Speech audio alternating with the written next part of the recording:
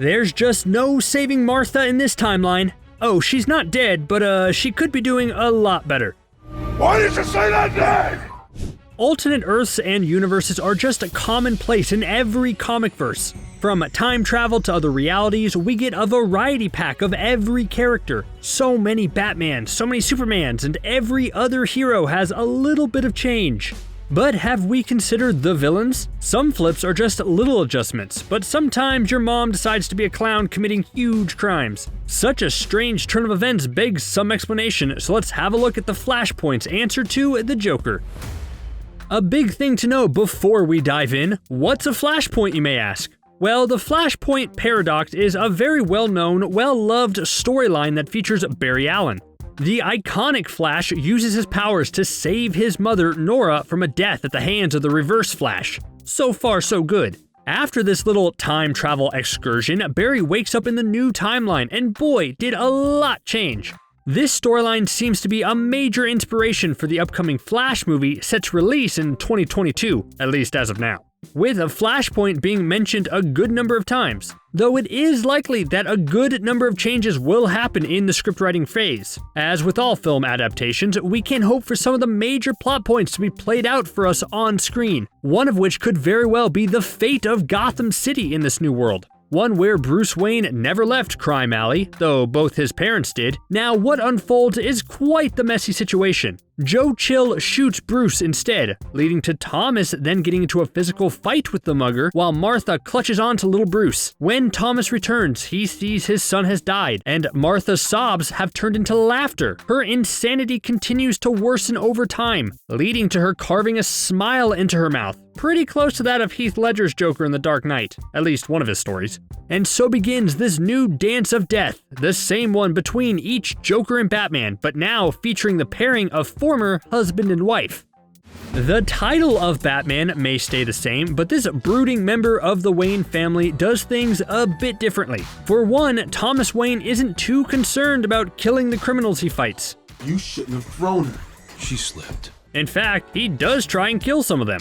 He throws the villain known as Yo-Yo off a building without so much as a blink of an eye. He also uses firearms, which is a big alteration from the strict code that Bruce follows. No killing, no guns. Both of these rules are scrapped when it comes to Dr. Wayne. As he battles criminals atop his many successful casinos, he is prepared to deal a killing blow or shot when he deems it appropriate. But even with all that bloodshed, he won't kill Martha. Thomas still harbors a soft spot for his wife, despite the atrocities she's committed to this point, which I think is pretty understandable. Martha herself hasn't wasted a lot of time during her evil phase. Her crimes, general demeanor, and appearances all match up pretty well to many versions of the Joker. She is just as deadly too, killing Commissioner Gordon and threatening the life of the Dents twins. Her MO stays in the realm of some comedy-themed crimes, the punchlines being as grim as her current outlook.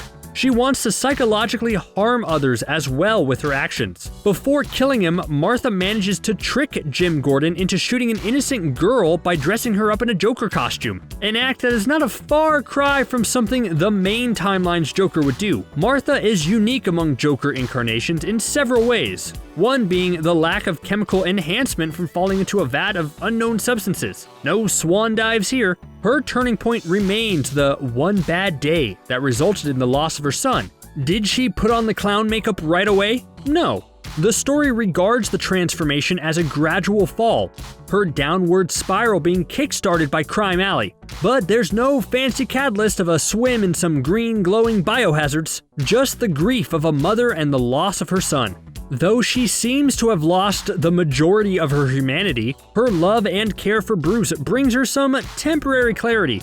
She attacks Thomas and Barry Allen in the Batcave, wielding a giant hammer. Thomas willingly takes the brunt of her attack, trying to see some part of the woman he knew, the love of his life, mother of his now buried child. Thomas succeeds in trying to get through to her. The chance to undo what had happened to Bruce in Crime Alley brings Martha some newfound clarity. She even fully accepts that they would then die as a result. She was prepared to help save the life of her son. This story does not end well for her. As Martha learns what to become of her son if they manage to change the timeline again, Bruce would become Batman, just like Thomas in this reality. This is not a fate she wants for her son, and who could blame her, to be honest? She finds out the only options are her son's death or the dedication of his life to such a grisly and depressing life of a vigilante. This new information drives Martha back into the madness that has consumed her, and she takes her own life, falling to her death inside the Batcave. Martha Wayne suddenly becoming a supervillain seems a bit wild when you consider it.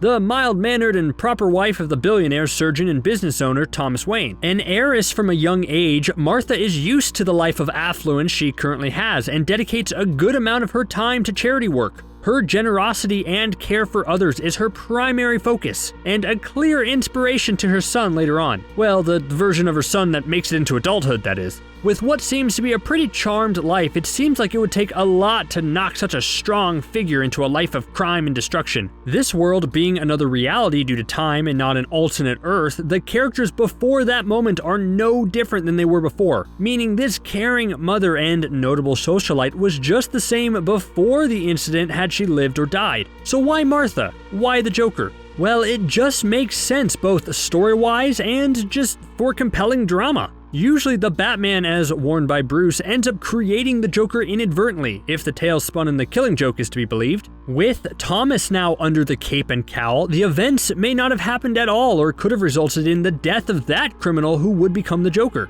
The lack of mercy shown by the older Bat would remove the original Joker from the timeline fully. So Martha then slides in to fill that gap of arch nemesis. The woman formerly known as Mrs. Thomas Wayne continues to be a logical choice for eventual supervillain when you more closely examine some of the interesting details that exist in her family history. Before she was Martha Wayne, she was Martha Kane, bringing on a whole other family's worth of baggage, issues, sketchy history, and more. The Kane family is another wealthy and affluent family in Gotham. It's noted that they own a good amount of the chemical plants in Gotham, so there's a fun little connection.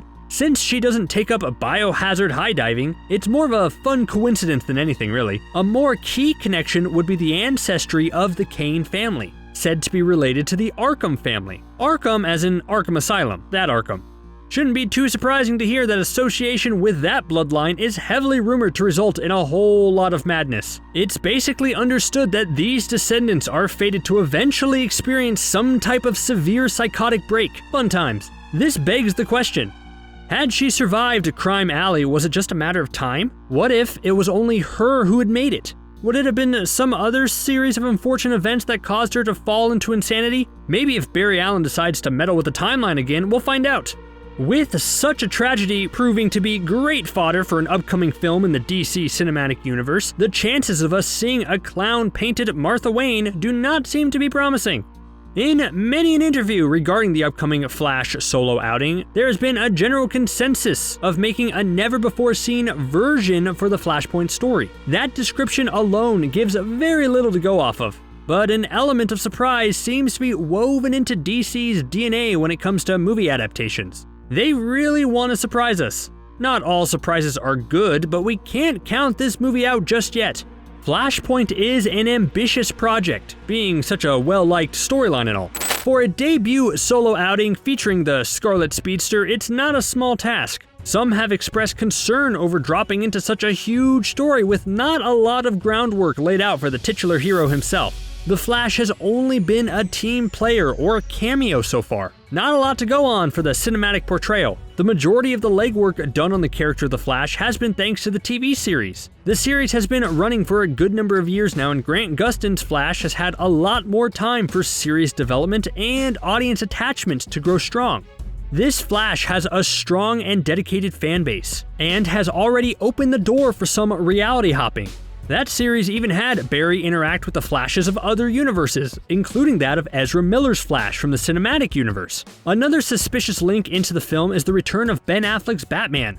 With Affleck returning to the roles, it could be assumed that the Caped Crusader we will see is Bruce under the cowl and not Thomas Wayne. But Affleck isn't the only Bat said to be returning to the silver screen. Michael Keaton is slated to don the black tights for the first time since 1992. Now, this casting, despite leading to a fair bit of excitement from fans of the Tim Burton franchise, results in a bit more puzzlement. Is this another Bruce Wayne of an alternate Earth? Are they finally interconnecting the multitude of cinema outings as alternate universes that coexist together? Though if this is not the case, all may not be lost. Keaton could be stepping into the tights of the more brutal Thomas Wayne, becoming the Batman of the new timeline in the absence of Bruce. And with the Thomas Wayne Batman around, it would be criminal to not include his both strange and estranged wife. Though Martha is not as key in the plot as Thomas Wayne's Batman, she still serves as a major marker for just how much things and people can change. Sure, the Atlanteans and Amazons end up at war, but that is just how superpowered beings live and work. Martha has no powers to speak of, and yet her path veers so wildly in a new direction. Though nothing has been stamped as concrete quite yet in regards to Keaton's casting, the reports so far point to having a second Bruce rather than a Thomas Wayne as Batman. This simple fact leans towards more of a Crisis on Infinite Earths situation rather than a Flashpoint. This would cut out our chances of seeing the vicious and tragic Martha Wayne's Joker. The likelihood is low for now, but never zero, so don't count her out yet. The lesson here is clear: don't mess with the timeline, please. Any other villains or alternate timeline characters you'd like us to delve into, let us know. Till next time, and again, seriously, don't mess with the timeline.